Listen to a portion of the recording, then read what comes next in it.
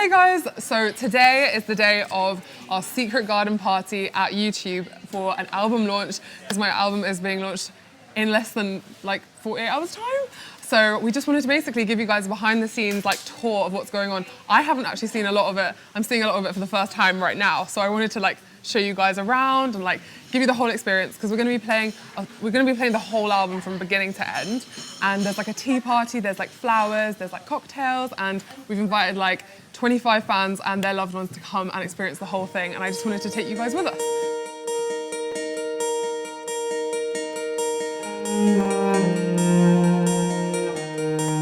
So I first discovered that I loved songwriting when I was 9 years old, and my dad was showing me a few chords on his guitar, and I really wanted to learn this Avril Lavigne song. It was Mobile from her first album that I was like listening to on repeat. And I remember he was away working and I was like snuck into his room and stole a guitar and was like playing it. And then I was like, what if I use these chords to write my own song? And I was kind of being left out at school by these girls, and I was like, I'm gonna write a sassy blues song to like empower myself. So it was called Pink Ice, and that was my first song. And that was the moment where I was like, I don't need to be able to read music to write a song. And it kind of hit me, and I was like, I was just in love with it. So I'm gonna do my warm-up. It is really embarrassing, and I did it in a cab yesterday, and the cab driver almost swerved. Start with the hump.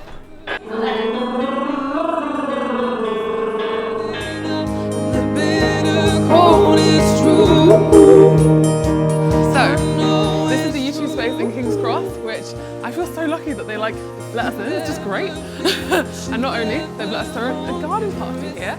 So firstly we have like some teacups, which I've just seen, and I think they're so freaking pretty. So there's gonna be like cocktails in the teacups. I think there's gonna be some kind of cake, which I'm very excited for. Beautiful, beautiful flowers hanging from everywhere. There's like a flower wall, and downstairs there's like even more flowers behind where the band's playing. So it's gonna be like a stripped back kind of like acoustic set of the album.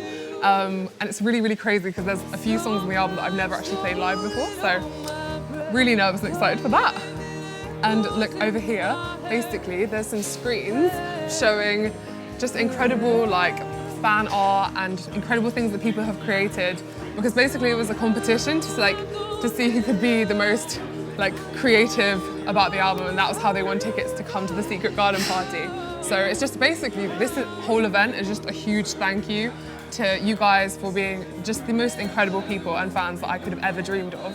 And for this kind of build up to the first album, I just can't get over how lovely you all are. So thank you so much. I know it's true.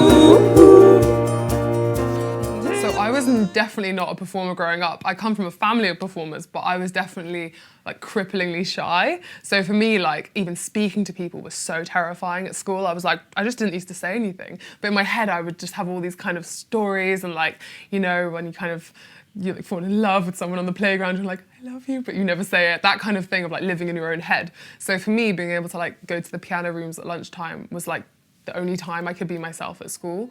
And I still kind of have that feeling of like grounded, like calm whenever I sit down at the piano. I'm like, oh, it feels like home now.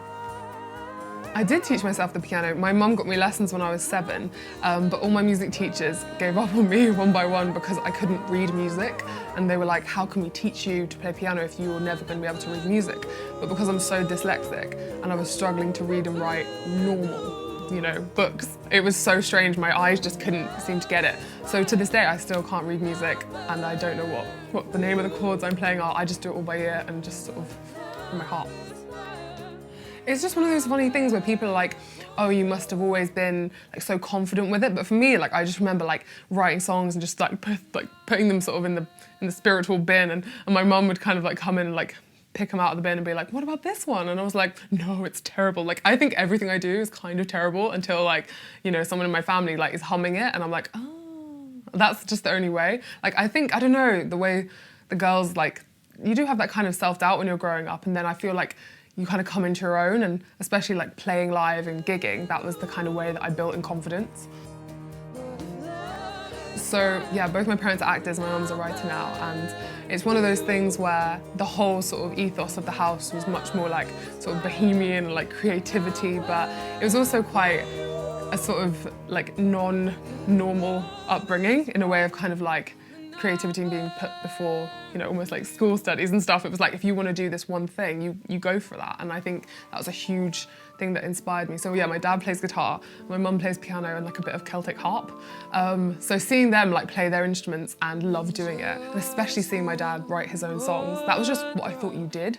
I was like, you play your instrument and you write your own songs, and that's just what I thought people did. And then it was only when I was older that I was like, oh, it's strange that I'm like a 12-year-old girl who wants to play Born to be Wild on the guitar, and it was strange. Growing up, I wanted my bedroom to look like this, and so the fact that this is now a real thing and that so many creative, like all the florists, feels like a wedding, but like a wedding like for an album. So this is going to be the flower wall, so we're going to take some photos with the fans later, and I can't wait. It's so real. I keep thinking it's not real. It's like, it's so alive. So, the next song on this album is a song that pretty much made all of this happen. So I will never stop being grateful to the heartbreak that brought me to writing this song, and for the support that you guys have shown a song I wrote in my front room. So this is for anyone who's ever felt like lost without somebody, and it's lost without you. So here goes. So for me, I think, you know, growing up, the music that your parents play has a huge impact on you. My mum always says like she was playing like Chris Isaak's like whole albums like when I was around the time I was being born. So she's like, every chord I play, she's like, sounds a bit like Chris Isaak's Wicked Game. And I'm like, I did not get that influence from the womb, but thank you. But my dad loved like singer-songwriters from the 70s and like, you know, Carole King and James Taylor and Elton John. It was just a lot of kind of like classic, old school. I still love music from like the 60s and 70s so much.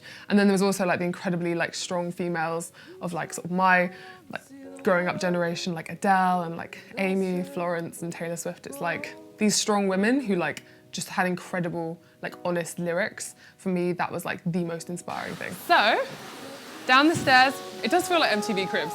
It does. It's not, but it does feel like that. So down the stairs, we have incredible florists have been making all this like foliage. It just looks like something from a dream. It's like Alice in Wonderland.